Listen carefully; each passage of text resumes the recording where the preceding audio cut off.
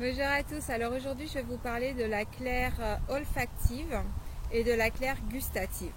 Alors olfactive c'est pour le nez, donc c'est ce que l'on peut sentir, et donc gustative c'est le goût, donc c'est avec la bouche. Ces deux facultés sont utilisées uniquement par les défunts, par des défunts récents, c'est-à-dire des personnes qui sont parties, on va dire, dans le siècle qui vient de s'écouler. Ça ne vient pas d'il y a très longtemps. Généralement, les défunts utilisent cette méthode pour soit aider les personnes à se souvenir d'elles ou rappeler qu'elles sont à côté des personnes. Donc vous pouvez par exemple sentir l'odeur de votre papa, de votre grand-mère ou peu importe la personne. Et en fait, il n'y a personne autour de vous, bien sûr, c'est pas le parfum de quelqu'un qui vient de passer. Et là, où l'odeur de vêtements, la dernière fois, j'ai eu une cliente quand j'étais à Montréal et j'ai senti l'odeur de papier, de vêtements enfermés dans une malle. Et en fait, c'est son mari qui est venu et qui, bon, bah, elle ouvre de temps en temps cette malle qui est fermée très souvent. Et donc voilà. Donc c'est tout ça pour dire que les défunts utilisent ce genre de méthode ou le goût pour rappeler des choses qu'ils aimaient manger généralement. Et de cette façon, vous savez que c'est eux, parce qu'il n'y a pas de doute.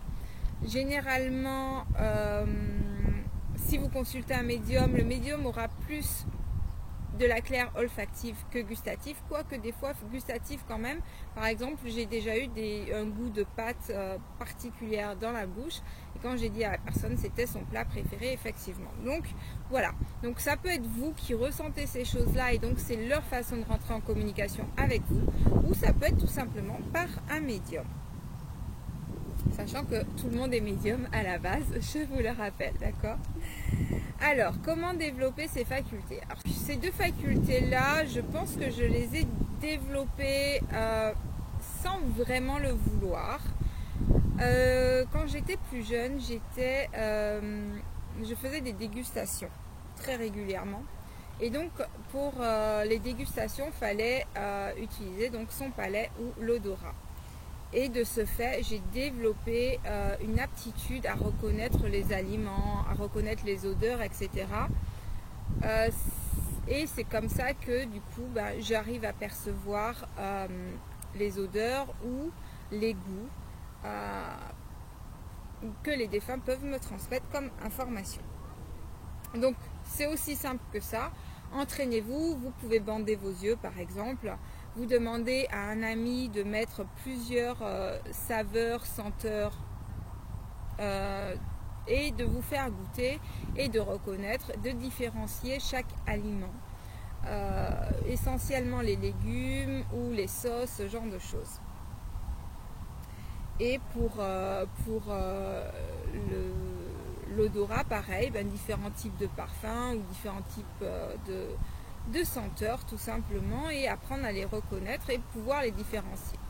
En fait, vous n'avez pas vraiment besoin de développer ce sens, mais c'est surtout pour reconnaître les différentes saveurs. Parce que si vous sentez une odeur ou si vous sentez un goût dans la bouche, vous pouvez avoir ces informations-là, mais si vous ne savez pas à quoi ça correspond, vous ne pouvez pas transmettre le message à l'autre ou vous transmettre le message à vous-même tout simplement. D'où la raison qu'il faut connaître qu'est-ce que vous avez en bouche ou quelles sont les odeurs que vous sentez à part les odeurs communes régulières. Et comme ça, vous pourrez vous aider parce que vous pourrez mettre des mots dans notre langage à nous humains. Vous pourrez mettre des mots sur des choses que vous pouvez sentir ou avoir au niveau du goût. Voilà, c'est tout en ce qui concerne la claire gustative et la claire olfactive. C'est très simple. C'est pareil, je pense que c'est développé déjà chez tout le monde, mais voilà, on n'y prête pas spécialement attention. Et comme pour tout, on a des sens qui sont plus développés que d'autres. Et voilà, tout simplement, prêtez attention et vous allez vous améliorer dans le domaine. Je vous souhaite une bonne fin de journée et je vous dis à bientôt. Bye bye!